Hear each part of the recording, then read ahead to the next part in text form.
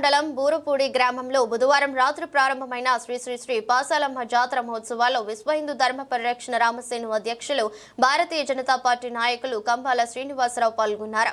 తొలుత ఆలయ కమిటీ సభ్యులు గ్రామస్తులు ఆయనకు ఘన స్వాగతం పలికారు. ఆలయంలో అమ్మవారిని దర్శించుకుని ప్రత్యేక పూజలు చేశారు. ఈ సందర్భంగా కంబాల శ్రీనివాసరావు మాట్లాడుతూ మన ధర్మ పరిరక్షణ ఆలయాల అభివృద్ధి కోసం ఏం చేయడానికైనా సిద్ధమన్నారు.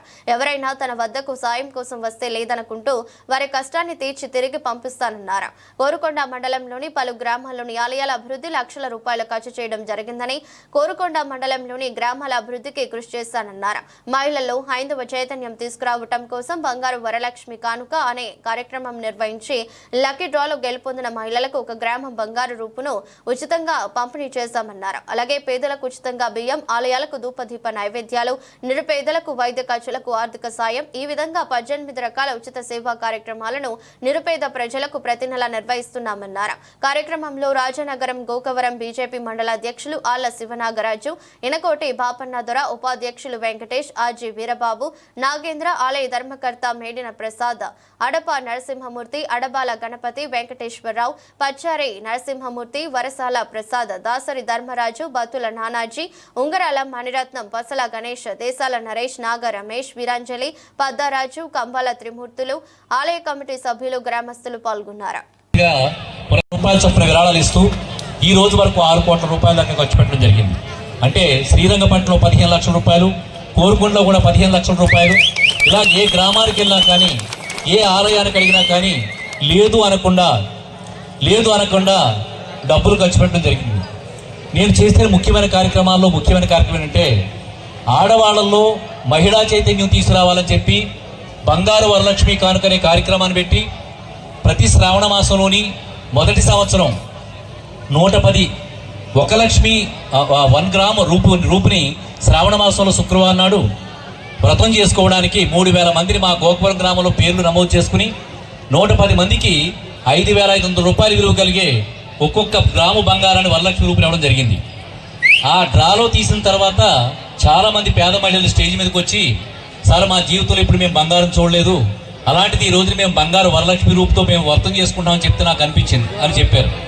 దాన్ని స్ఫూర్తిగా తీసుకుని పోయిన సంవత్సరం 17,000 మందిని జగ్గంపేట, రాజానగరం, అలాగే రంపచోడవరం నియోజకవర్గాల్లో 17,000 మందిని రిజిస్ట్రేషన్ చేసుకుని, ఆడవాళ్ళ పేర్లు రిజిస్ట్రేషన్ చేసుకుని 1/2 కేజీ బంగారం అంటే 500 గ్రాముల బంగారాన్ని శ్రావణ మాసంలో వరలక్ష్మి వ్రతం చేసుకోవడానికి ఈ 3 నియోజకవర్గాల్లో ఇవ్వడం జరిగింది. దీంట్లో చాలా విశేషం ఏంటంటే, ముస్లిమ్స్ మహిళలకి, క్రిస్టియన్ మహిళలకు కూడా జరిగితే వాళ్ళు ఎంతో సంతోషపడ్డారు. అంటే భారతీయుల్లో హైందవ ధర్మం, హైందవ రక్తం ఎప్పుడు ప్రవహిస్తూనే ఉంటుంది. అలాగే మేము చేసిన ఇంకో ముఖ్య కారణం అంటే, ప్రతి జాతరలో కూడా అమ్మవారి జాతరలకి పట్టు చీరలు ఇవ్వడం జరిగింది. ఇప్పుడు కూడా నేను చాలా సంతోషపడుతున్న విషయం ఏంటంటే, మన అడప నరసింహమూర్తి గారు నన్ను బూరుపూడి గ్రామానికి నేను పరిచయం చేస్తానండి, పాదాలమ్మ గుడి మేము కట్టించారు 16 లక్షల రూపాయలు పెట్టి, నేను బూరుపూడి గ్రామానికి నేను మాత్రమే పరిచయం చేస్తానని చెప్పి నన్ను ప్రత్యేకించి ఆహ్వానించినందుకు వారికి, అలాగే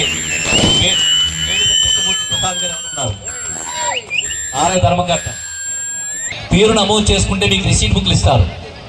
నమోదు చేసుకుంటే అన్నదానం జరిగే రోజున 4వ తారీఖు నాడు మంగళవారం ఇప్పుడు వచ్చింది. ఆ రోజున మీ డ్రా తీసి ఒక 100 పట్టు చీరల దాకా, ఇంకా పైనే, ఇంకా జనం ఎక్కువ వస్తే ఇంకా పైనే మీకు అందరికి కూడా అమ్మవారి ప్రసాదంగా పట్టు చీరలు ఇవ్వడానికి మేము నిర్ణయం తీసుకోవడం జరిగింది ఇప్పుడే.